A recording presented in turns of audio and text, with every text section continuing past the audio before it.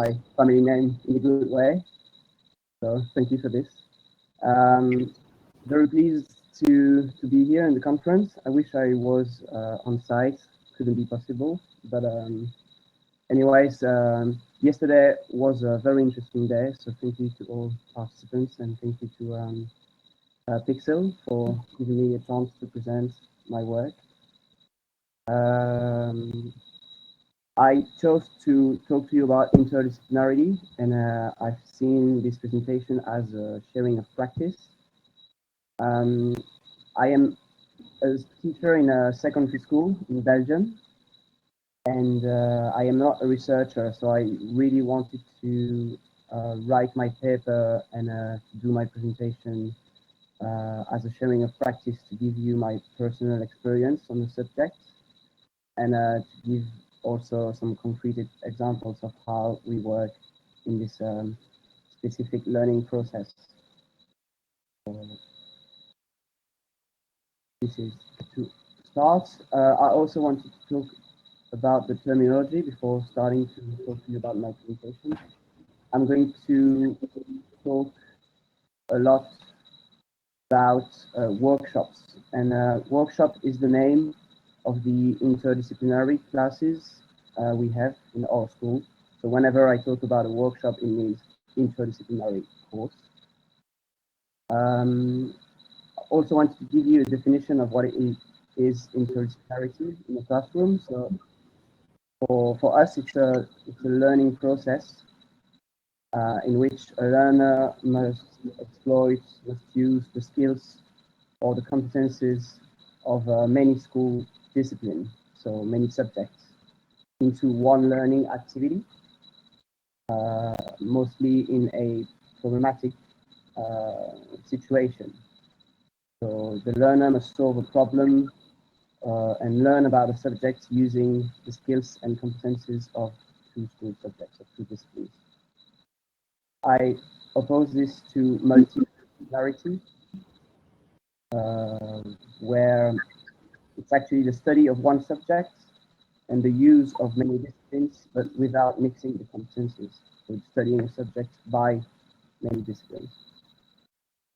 When I talk about discipline, I mean school classes, school courses, so French, math, biology, chemistry, you name it. Full immersion to me is to us it's a course, so history, geography, etc., where learning is expected. You learn what is expected from the school program, but in another language than the native language. And to finish with this, social science, it's an option in our school. It's sociology and anthropology.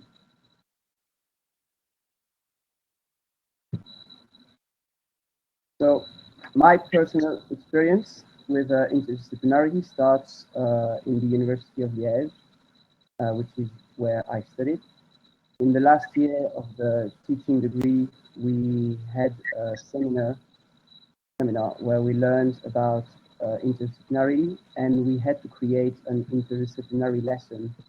And this was the first time I was working with other teachers from other school subjects to create a lesson which mixed the competences of our disciplines.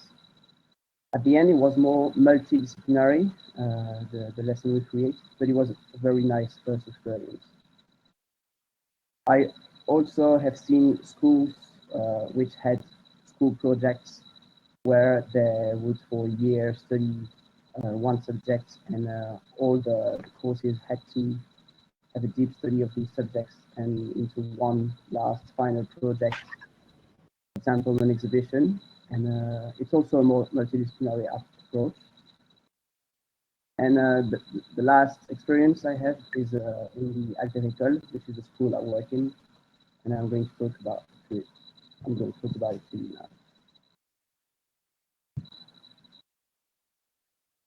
So Interdisciplinary is a French community project pilot located in the countryside of Belgium, in Clavier, and it started in 2012. I've been working there for 6 years. We have three major pedagogical focuses. The first one is the co-management of the school. We have no chef, no secretary. Everything is managed, handled with the students and with the teachers. So we cook with them, we clean the classes, the school with them, we do the administration job with them. The second focus is teaching democracy through making the students part of the rule decision process. So we have some general assembly where we decide rules, and it's very, very interesting. And the last pedagogical focus is interdisciplinarity.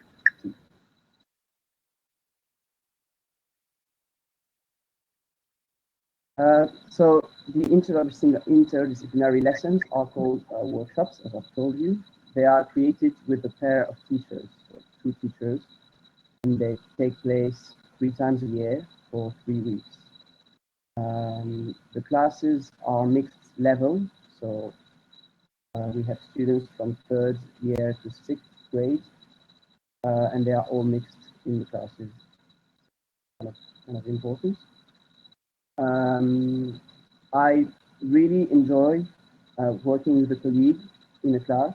So it's really, really interesting to know how a colleague works, to learn his field of study, to see a colleague handling a classroom with routines or personal tricks different from yours. And it's really, it's really rich to prepare a lesson as a team, and it makes teaching really rich and fun. Um, for years, I've seen many different kinds of workshops and objectives. Uh, I am really amazed by the creativity of my teaching crew and the intelligence. So to give you some examples, I've seen the gym and the physics teacher creating a workshop about shapes and strength and the required forces for the human pyramid. I've seen the art and philosophy teacher creating a workshop about advertising, making the students create some campaigns with signs. This year, the geography and science teacher created a workshop about floods in Belgium, trying to understand the causes and the consequences. So you can see it's really open to many subjects. Since we talk about language, I can give you a few examples of the workshops I made. The first one about justice, which I made with the social science teacher, in which we decided to study justice case from the media, from the British media. And the idea was to analyze and understand the Belgian justice system and the English justice system, compare. And then we wanted to create or to replicate a trial in the Crown Court. So the skills for social sciences were understanding the law, the institutions, identifying types of infractions, roles of a member in a tribunal. And in English, it was to understand the actors, what is at stake for them when you read an English newspaper, to be able to interact in a fake trial while respecting the rules. This was the final objective. It was even the evaluation of the workshop. I also made a workshop about beer, which we called Hop Up Up, and it was with the chemistry studied how to brew. We studied how to analyze the pH of water, fermentation, all these scientific concepts. The final objective was to brew beer. I'm going to show you some pictures after.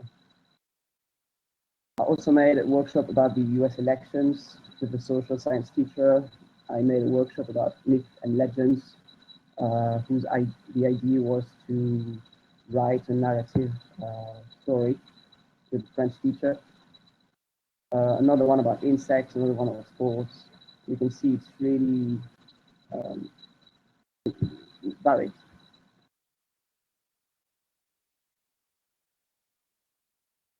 So this is a picture of Ines, a student of mine, during the beer workshop, Hotopop, and she's studying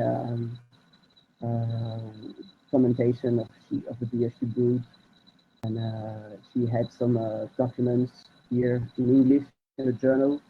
She completed a journal days after days to check what is happening to her products. Really interesting workshop. So the key to me into creating a workshop is to maintain a certain pedagogical focus.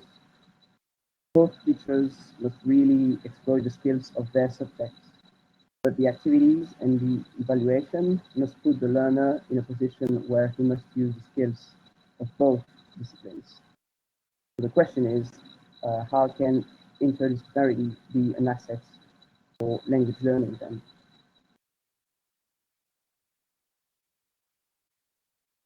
To me, one first asset is that the interdisciplinary classes, they break the walls of the more traditional classes, so the disciplinary classes.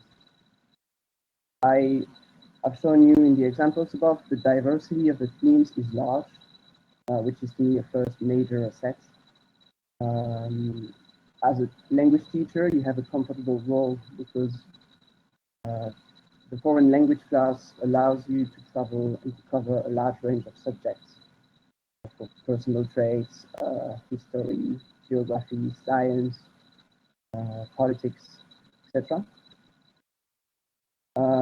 Which means the interdisciplinary class with a foreign language helps the students work about subjects you would not have in a traditional class.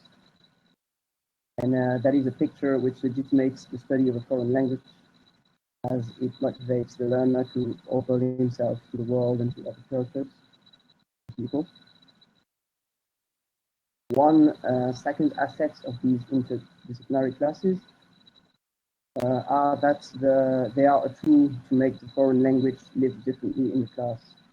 The studied idiom can be used to analyze scientific texts, to solve a problem in biology or chemistry, can be used for communication purposes. When we did the US election ads, US election workshop, the students had to create election ads which we filmed. The language can also be mobilized in a social and cultural objective. Still in the case of the election workshop, for example, we met actual Americans to ask them questions about the elections and their country.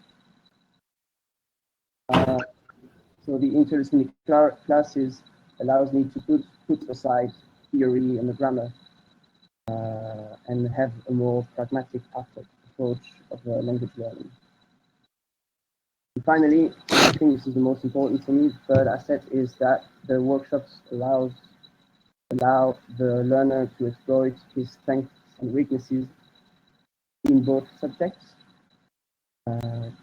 This is a very important source of pleasure and motivation, as interdisciplinarity helps the learner to create bridges between both subjects. I have concrete examples here. During the trial of the justice workshop I talked to you about earlier, I have seen students who are not at ease with the speaking skills, but they took very important positions during the trial because social science is their thing.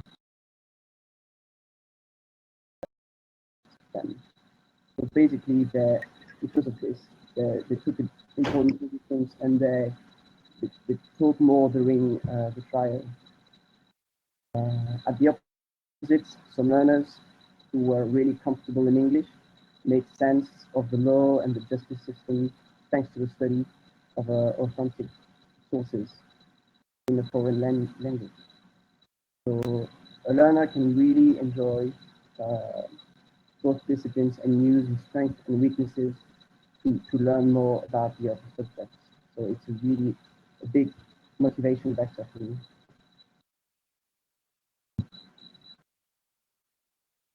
I've also seen some limits in these interdisciplinary practices. And the first one, I think, is to avoid uh, switching to multidisciplinarity. So, said interdisciplinarity means that the learner must work with both subjects, and multidisciplinarity is to work by both subjects. So, this slide is to be avoided. And as a foreign language teacher, the margin is very narrow. I can explain basically by the use of the native language. The use of the native language is well often needed to have a deeper study of the other subjects. For example, in the beer workshop, during an activity about the ingredients, we studied the concept of pH solution for the water. And this kind of very specific information was done in French, and so the language, the English language disappeared. And so this is something that we need to avoid, but sometimes for the final objective, we must do it. So it's kind of a choice and making compromises. Another limit is to go into a full immersion course. Here, in the full immersion course, the students learn the subject completely in the target language. And the objective of the class isn't to learn a language per se, but to make the students learn the subject of a specific field and to be able to master the skills of those subjects. For example, in the case of history or geography, understanding a chart or read a map. So here we move away from the interdisciplinary skills as the language learning skills are not identified or evaluated.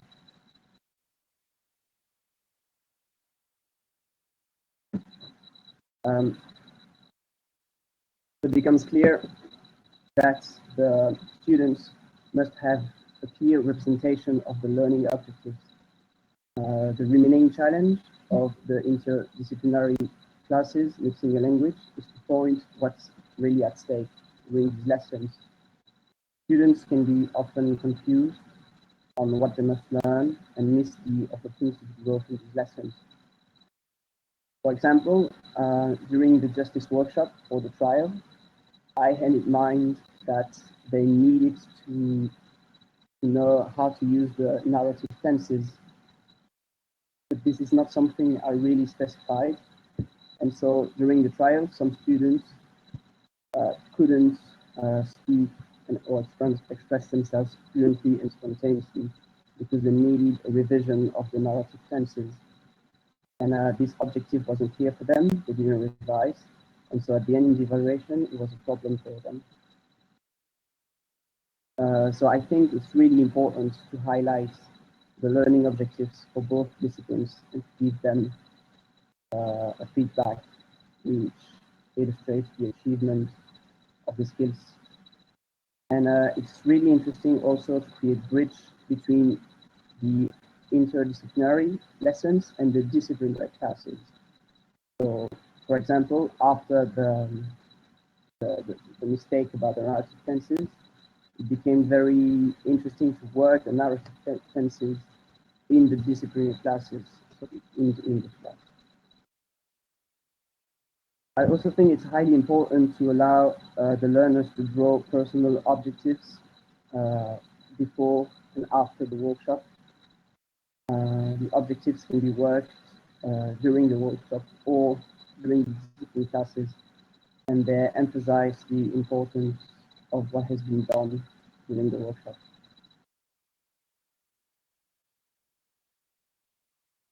On conclusion, I can say that the interdisciplinary classes in pair teachers offer a large possibility of subjects to study. It's very rich to share the practices with a colleague, to learn about a new subject, to push the limits of your own discipline. Mixing courses help the learners to find motivation and pleasure thanks to their pre-owned strengths and affinities with the subject. As for language learning, it is clear that the teacher's job is to allow the students to improve his language skills and to learn new knowledge, but it remains challenging to keep the foreign language ever present. Nevertheless, the interdisciplinary lessons are highly interesting to make the language alive in the classroom without having to focus on theoretical inputs. To conclude, finally, to having pointed out the challenges and the advantages of language learning through interdisciplinary lessons, I am really convinced that the collaboration between teachers, the fact of pushing the limits of different knowledge and skills from several school subjects help the learners to improve and raise their motivation to learn in general. Thank you.